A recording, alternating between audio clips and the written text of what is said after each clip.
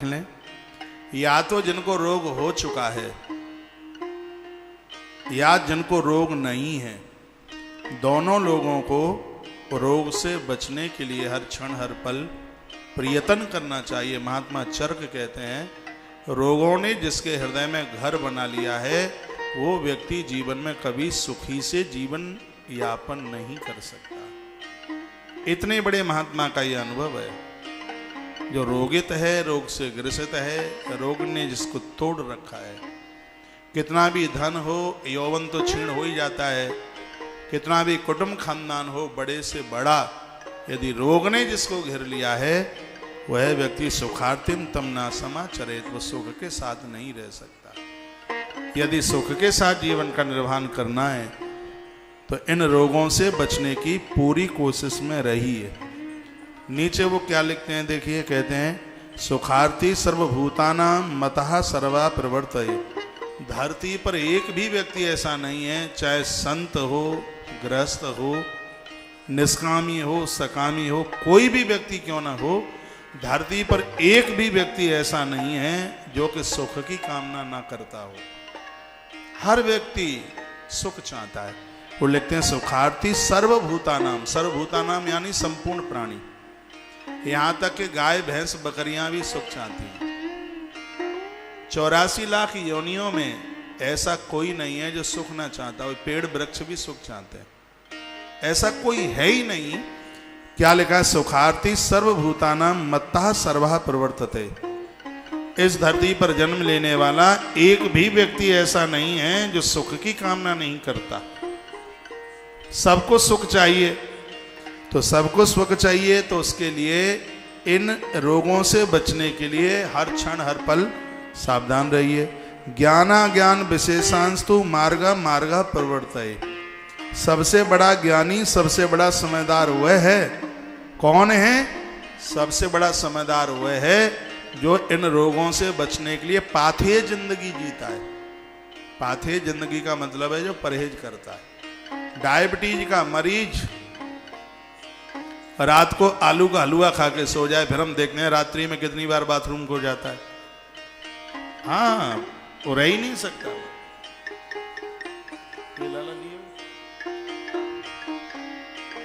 ऐसी चीजें जो आपको नुकसान पहुंचाने वाली हैं, इस चटोरी जीव के ऊपर लगाम लगाइए। घोड़े को आप छोड़ देते हैं बिना लगाम के, वो आपको कहीं पटक देगा। जिब्या को भी आप बिना लगाम के छोड़ दोगे तो ये बड़ी खतरनाक साबित हो जाएगी। आज प्राय हमारा देश को नशे ने बर्बाद कर रखा है। युवान पीढ़ी का हौसला सब कुछ समाप्त हो रहा है इस नशे की वजह से। और आइए मैं सबसे पहले मैं उसी की चर्चा कर लेता हूँ। इससे बचने के लिए, इसको खत्म करने के लिए, इससे दूर रहने के लिए महात्मा चरक ने अपनी संहिता में बड़ी अद्भुत बात कही है। यदि आप कर लें, उनको निमित्त, उनको ये दवाई बनाकर आप दे दें, बहुत बड़ा भला हो जाएगा, बहुत बड़ा उपकार हो जाएगा। क्या कहते हैं कि शिशिर स्नातः पानम मध्यांबु गुणाम्बु बहा। लिखा गया है कि शराब को छोड़ने के लिए चोटी तलक डूबकर दिन में 2 से 3 बार स्नान करें। इस नशा को छूटने में इस स्नान की बहुत बड़ी ताकत होगी। स्पष्ट लिखा है ना, शिशिर स्नानतः, चोटी से लेकर तलवे तक, पानम मध्यांबु, दोपहर में भी, सुबह भी और शाम को भी, चोटी तक पानी में डूब करके नहाया जाए। बहुत बड़ा इस नशा को छोड़ने में ताकत मिलेगी। और क्या करना है, गरम पानी करके एक लोटे में रख लीजिएगा।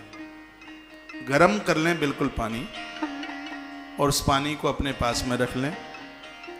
फिर एक मिट्टी का दीवला लें। मिट्टी का दीवला बाजार में मिल जाएगा, मिट्टी का सकोरा हो, मिट्टी का दीवला हो। उसमें पंसारी की दुकान पर एक चीज है जिसका नाम है दाड़िक। इतना बड़ा फल आएगा, उसको लेकर के आइएगा। घी लीजिए, सेंधा नमक लीजिए, इलायची लीजिए, इतनी चीजें आप लें। और जो आपने जो देवला लिया है जो मिट्टी का, उसमें घी को डालें। फिर उसमें ये आपने जो चूर्ण बनाया, एक आंवला का है, एक दाड़िक, एक इलायची और सेंधा नमक, ये जो सब चीज़ें आपने घिसकर मिलाकर पीसकर कूट करके, और फिर जो घी खौल रहा है आग के ऊपर उस दीवले में, उसके ऊपर इसको उसके अंदर डाल दीजिएगा। आग के ऊपर उस मिट्टी के दीवले को रखा रहने दीजिए। वो सकोरा इतना बड़ा है। आपने कभी देखा हो, बहुत पहले समय जब माताएं अरहर की दाल में छौंक लगाती थी, जो ग्रामीण लोग मुझे सुन पा रहे हो, उनका चूल्हा जलता था, वो चिमटा से उस सकोरे को ऐसे पकड़ती और वह लाल हो जाता, उसमें वो घी छोड़ती थी, उसमें ऊपर जीरा डालती। जैसे ही वह जीरा डालती तो वो लाल लाल हो जाता था। वो मिट्टी का पात्र एकदम बिल्कुल लाल होता था, आग जैसा होता था। वो देवला होता था, इतना बड़ा सकोरा होता था, उसमें वो घी पहले खौलता था, फिर उसमें वो जीरा डालती थी। आपने देखा कभी? अच्छा, फिर उसमें एकदम आग लगती थी, उसका रंग बिल्कुल एकदम लाल होता था, रक्त बिल्कुल तपी हुई रोड की तरह। फिर उसको चिमटे के सहारे से उसको दाल में पटक दिया जाता था और ऊपर से उसके ऊपर ढकने को पात्र रख दिया जाता था, और उस दाल में बड़ा स्वाद होता था। ऐसे ही एक बर्तन में गर्म पानी करके रखिएगा। देवला में घी, दाड़िक नाम की एक जड़ी आती है, पंसारी की दुकान पर मिलेगी, आंवला को भी बारीक पीसिए, सेंधा नमक लीजिए और इलायची को भी पीस करके इसको आप उस जब घी खौलने लगे देवले में, वो मिट्टी का जो देवला एकदम गर्म हो जाए, लाल हो जाए, फिर इस चूर्ण को उस घी में छोड़ दीजिए। एकदम उसमें आग जैसी लगेगी, और जैसे उसमें आग लगे तो जो पहले आपने जो पानी गर्म करके रखा है, इस पूरा घी से भरे हुए दीवले को गर्म पानी में डाल दीजिए, ऊपर से उसको ढकने को कुछ रख दीजिए, और उसके एक 5-7-10 मिनट के तत्पश्चात में वह गर्म पानी उस व्यक्ति को पिलाइए जिसको नशा करने की आदत है। सुबह भी दीजिए, शाम को भी दीजिए, दोपहर में भी दीजिए, दिन में 3 से 4 बार दीजिएगा।